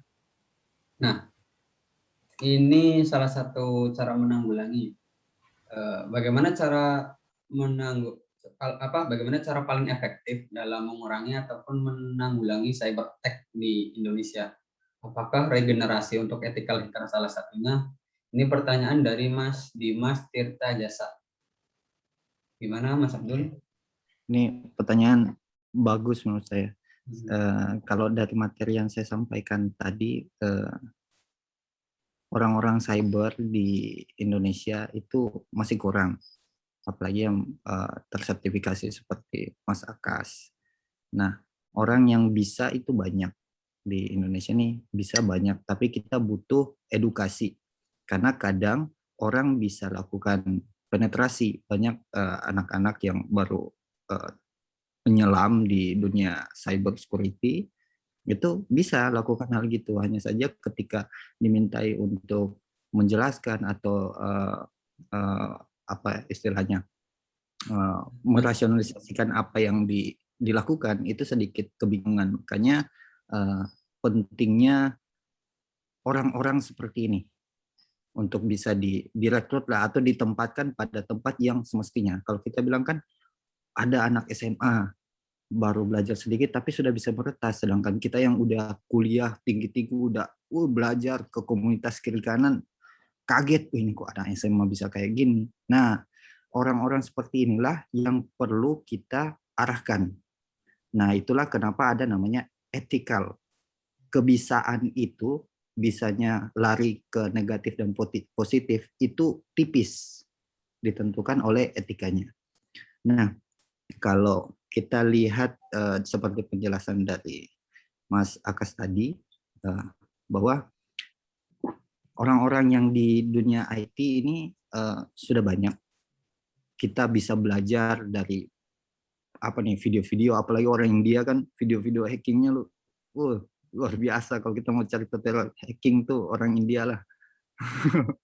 Luar biasa. Nah, tinggal kita mengerjakan saja. Untuk apa ya, wadahnya di mana? Kalau kita lihat kan di Indonesia sudah ada tuh, ada cyber army kan, kemudian ada kompetisi-kompetisi yang dilakukan sama pemerintah dari kampus, misalnya CTF kan, kita bisa terlibat ke sana untuk setidaknya bisa melatih dan mengarahkan di mana nih. Nah, untuk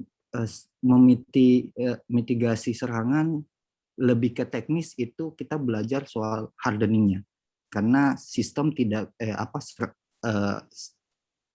website kemudian sistem yang kita bangun, perangkat itu tidak terlepas dari sistem yang menjalankannya. Misalnya bersifat server, kita harus bisa menghardening sebagaimana baiknya. Kalau kita lihat kan, misalnya kita punya server Ubuntu misalnya, kita bisa download Cheeseburger Smart-nya, kan ada Ubuntu, kemudian ada Apache-nya, nanti kita ikutin langkah-langkahnya, kemudian kalau kita dapat sesuatu hal baru yang bisa dikembangkan tuh bisa jadi sebuah penemuan baru, kurang lebih kayak gitu, Mas. Dan gimana untuk Mas Dimas jawabannya? Apakah ada? Sudah cukup, Mas. Terima kasih. Cukup ya. Ini Mas, ini ada pertanyaan lagi nih. Salah satunya itu pertanyaan dari aku juga sih. Ini dari Mas, apa lagi tadi namanya?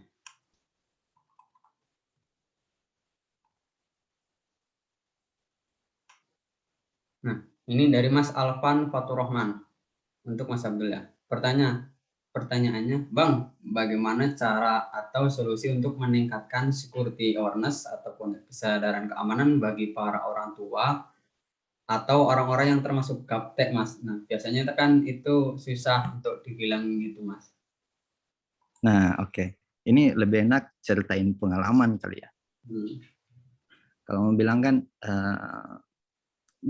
soal generasi yang anak-anak baru sekarang sebenarnya lebih susah dibandingkan orang tua. Orang tua tuh cuma gaptek. Anak-anak sekarang kadang tidak mau tahu. Apalah, frontal gitulah.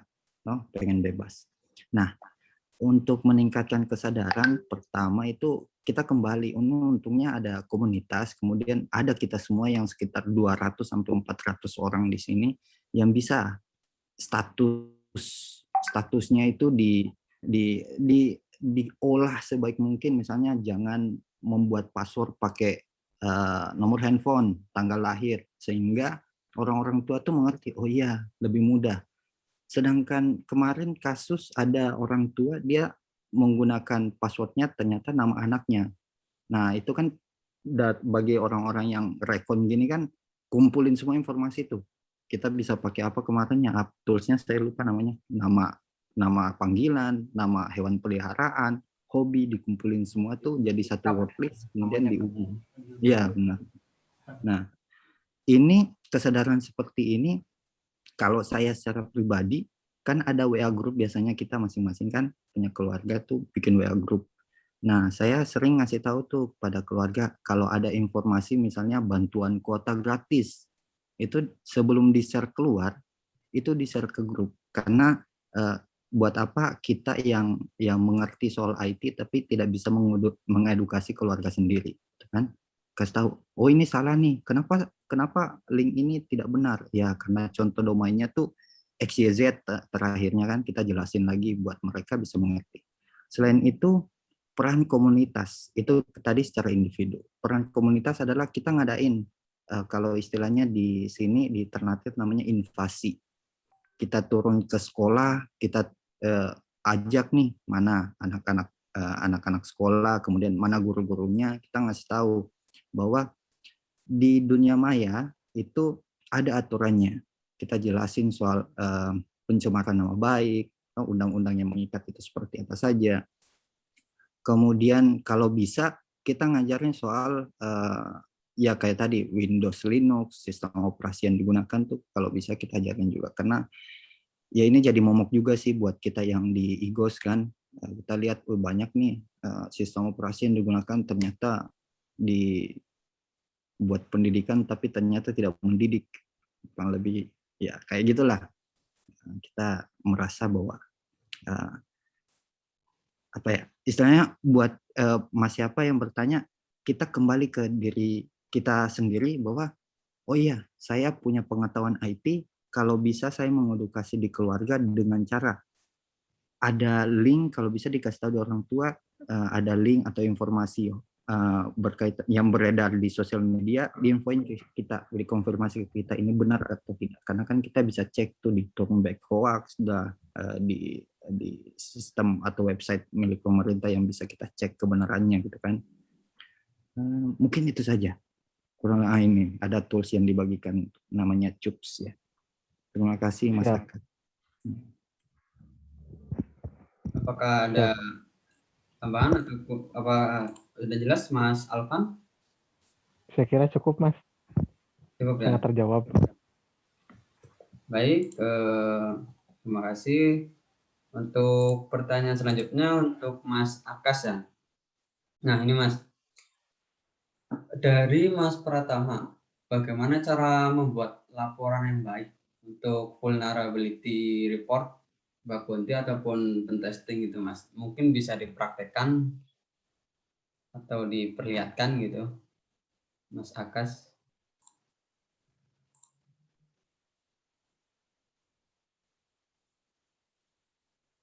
Dengar nggak Mas Akas? Ya, sip. Bagus. Itu pertanyaan yang bagus. Oke, sebentar. Aku coba cari dulu fileku.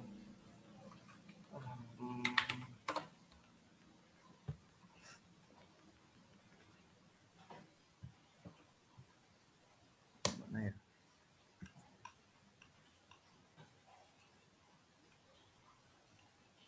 Ini pertanyaannya kayak POC gitu ya.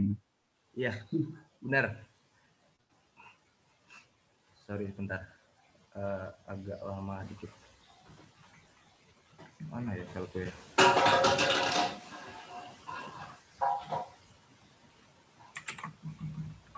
Oke, aku coba share screen dulu. Sorry.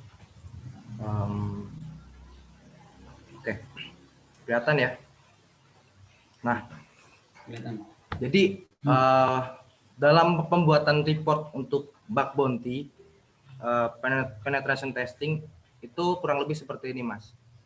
Jadi kita tuh jangan kayak bikin ngasal, misal nih dari bug bounty ya, kita bicara dari sudut pandang dari sudut pandang bug bounty, kita bikin video gitu, misal bikin video terus langsung toto kirim lewat email, cuman judul doang, subjek doang, bug bounty report gitu kan, terus toto kirim video tanpa ada penjelasan lebih lanjut.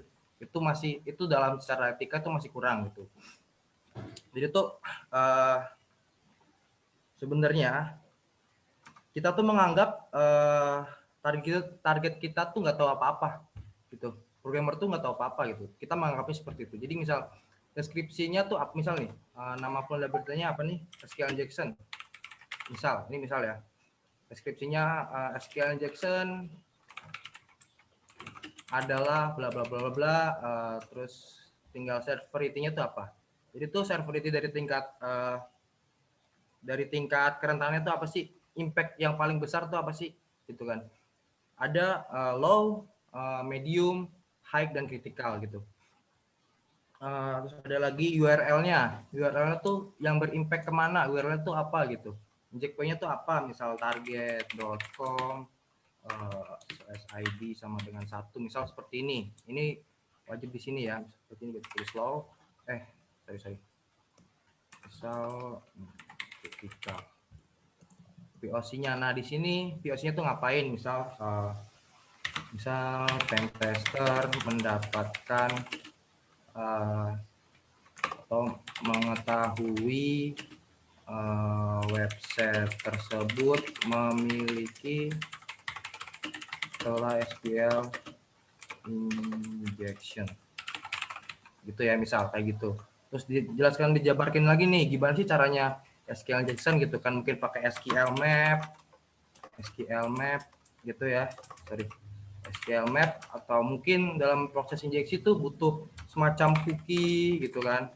Nah, dijelasin lagi tuh. Atau mungkin ada post data gitu kan. Atau mungkin ada temper untuk bypass WAF gitu kan. Misal seperti ini. Terus ada impact-nya apa sih? Nah, impact dari finding yang kita temuin itu apa? Misal SQL injection bisa ngelihat database gitu kan, misal. Terus bisa jadi data breach atau bagaimana gitu, itu bisa kan, data leak gitu kan. Ada lagi rekomendasi atau mitigasinya ya. Rekomendasinya itu apa sih? Misal SQL injection tuh karena apa? Nggak ada filterisasi pada parameter gitu kan. Berarti kan tinggal ditulis misalnya menerapkan filterisasi yang baik pada setiap parameter gitu kan. Terus ada referensinya. Nah, ini referensi ini dikasih kayak misalnya ada di, kalau aku sih biasanya di ini OSP. Oke. Jadi OSP itu apa sih? Ini tuh standar kita dalam menentukan ini kerentanan gitu. Jadi OSP, saya salah. Bentar. Bukan di sini. Nah, ini di sini. Ini dia. Ini ya. Di sini bisa dilihat ada projectnya tuh banyak banget. Ada mode security, ada lagi mobile. Sini potokannya sini aja gitu kan. Tinggal dikasih aja referensinya, linknya gitu, ditaruh di sini gitu. Oke Mas, semoga terjawab. Ada yang kurang paham?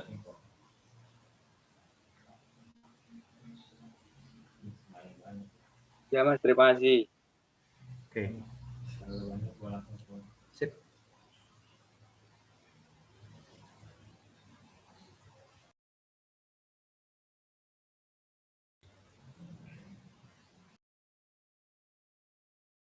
Mas Dalpan di mute itu, masih di mute.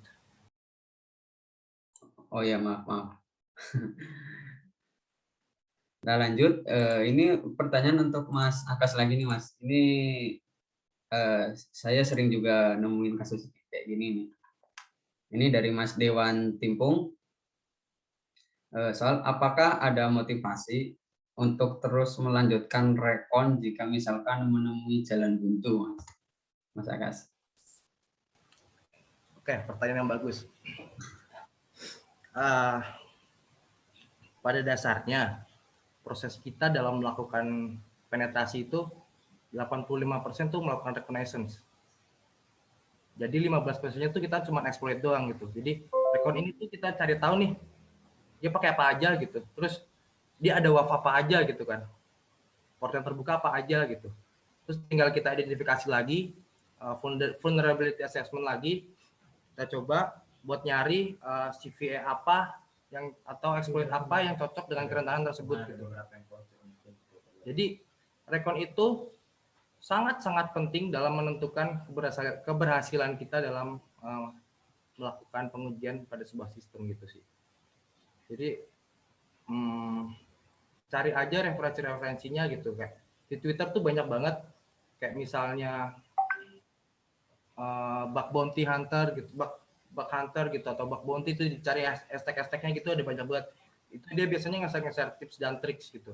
Atau mungkin cara bypass ini, bypass itu, atau mungkin reconnaissance lebih lanjut lagi, lebih dalam lagi gitu.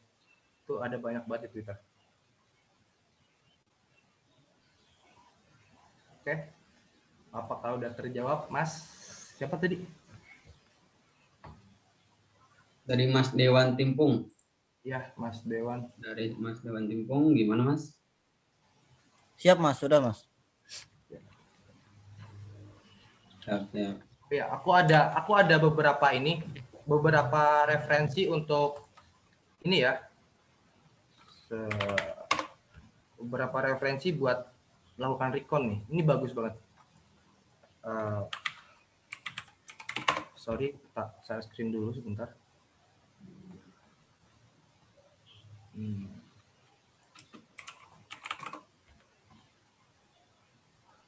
Nah, kelihatan ya. Ini dari channelnya Mas Namsek. Itu dia ada temannya tuh kayak ngelakuin live recon dan otomatisasi gitu. Jadi tuh reconnya tuh pakai otomatisasi gitu.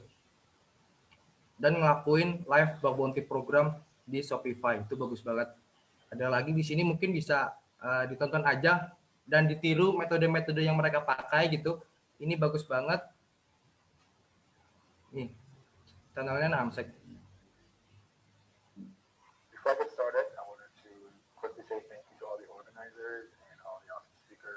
Kalau channel dari Indonesia sendiri ada nggak Mas Anas? Gimana Mas? Channel yang dari Indonesia gitu. Ada nggak Mas Anas?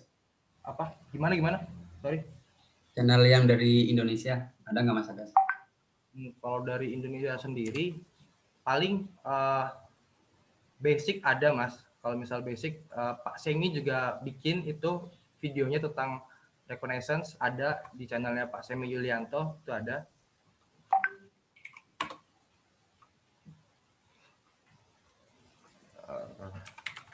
Sorry.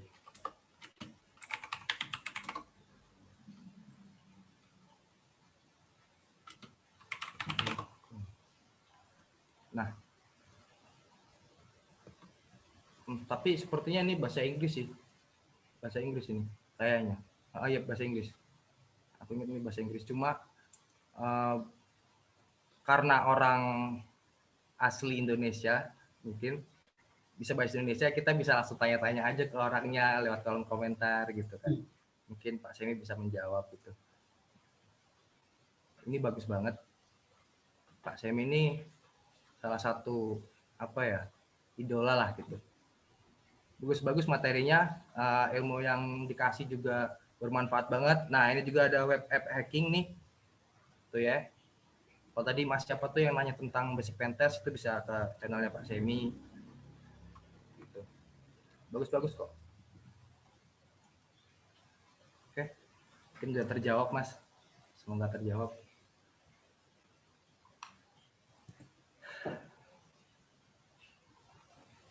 Baik, lanjut ya ke pertanyaan berikutnya. Ini untuk Mas Abdul kembali. Nah, ini soal apa ini? Soal data breach kayaknya. Soal vintage ilegal dari Mas Adi Cakra Wardaya. Pinjaman online vintage sering menyebarkan data pribadi ke publik. Ini mungkin yang ilegal ya. Terus, apakah pinjaman online termasuk tipe hack? Social engineering, jika ya apakah itu melanggar keamanan cyber? Nah, bisa dijawab? Oke, pinjaman online ya. Lagi kikir. Oke.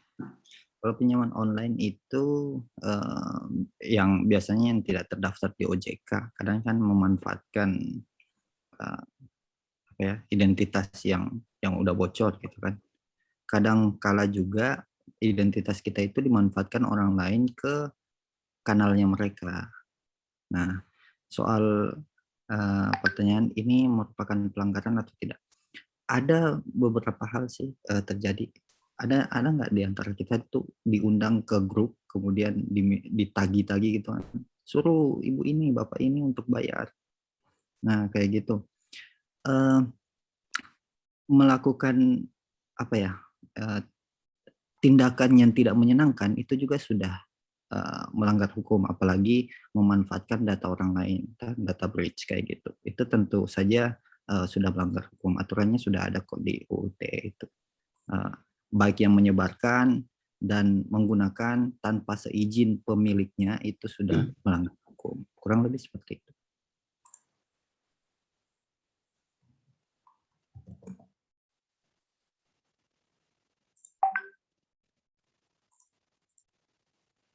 Gimana Mak dari Mas Adi Cakra Wardaya?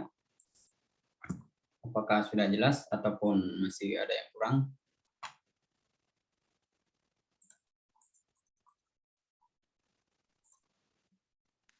Masnya nggak mau unmute, mungkin ketiduran orangnya mungkin. Nah ini Mas, satu lagi pertanyaan dari Mas Desiderius Millenio. Ini soal machine learning ya. Jadi seberapa vital pentingnya teknologi machine learning di cyber security dalam beberapa waktu ke depan Mas di era industri 4.0 ini Mas? Oke, untuk machine learning ini perkembangannya sangat bagus, tapi ada dua sisi positif dan negatif. Yang positifnya saja dulu, contohnya sekarang presensi di perusahaan atau di kantor gitu kan sudah ada kemampuan untuk bisa mendeteksi ini wajah asli atau enggak. Biasanya kan ada absensi, kita taruh aja tuh foto ke detek, oh ini hadir nih. Tapi sekarang kan perkembangannya mengenal bahwa ini pola wajah ataukah pola gambar. Nah, selain itu ada juga yang sudah memiliki kemampuan thermal. Jadi sudah kameranya tuh sudah mengetahui oh suhu ini panas atau enggak. Karena kan sekarang COVID gitu kan. Itu di sisi positif. Sisi negatifnya itu deepfake. Kalau teman-teman tahu deepfake tuh, wah pusing kita yang orang-orang security, apalagi di bagian forensik itu pusing. Semakin canggih aplikasi yang ubah-ubah wajah itu, semakin pusing lah kita nanti. Nah, kalau dikasih ini wajah asli atau enggak kita pernah lihat suaranya seakan-akan dia yang ngomong, tapi sebenarnya enggak. Nah, itu kan manipulasi. Nah, kecanggihan machine learning seperti ini berdampak positif dan negatif. Tentu saja kembali ke siapa yang memanfaatkan pengetahuan ini. Nah, kalau di jalannya positif, banyak manfaat yang bisa kita raih gitu kan. Mulai dari ya machine learning mendeteksi kemungkinan ada bahaya di depan, mendeteksi misalnya kita bikin sebuah framework yang bisa mengecek sendiri, machine learning mengecek sendiri sistem yang kita bangun ada SQL injection-nya atau enggak, pengujian otomatis. Nah, itu dibikin sistemnya. Nah, itu saja sih kalau menurut saya perkembangan dari machine learning ke depan tuh tentu saja sangat besar. Mudah-mudahan kita semua bisa belajar lebih dalam soal ini, karena saya juga masih belajar, sangat menarik soal machine learning ini. Itu Mas Dalva.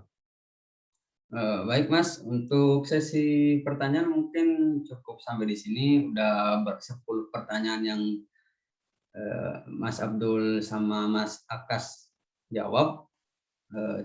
Cukup sekian, mungkin saya kembalikan kepada host Mbak Farah. Terima kasih. Baik, terima kasih.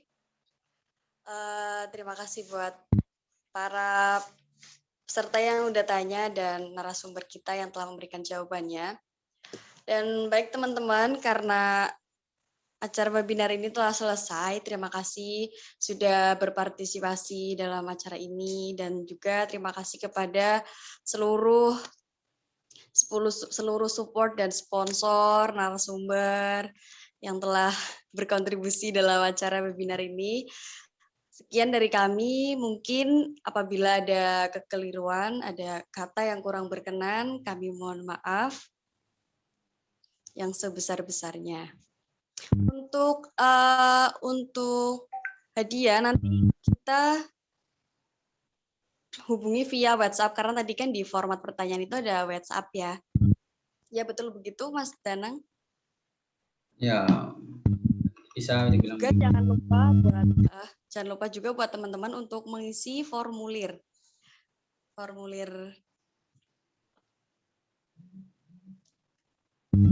Saya kira cukup itu saja dari kami. Sekian, terima kasih. Wassalamualaikum warahmatullahi wabarakatuh.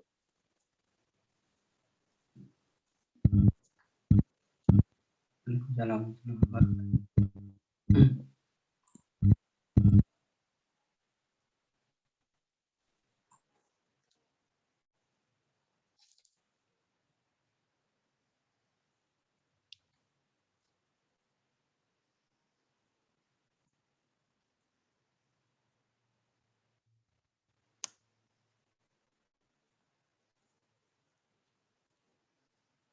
Hmm.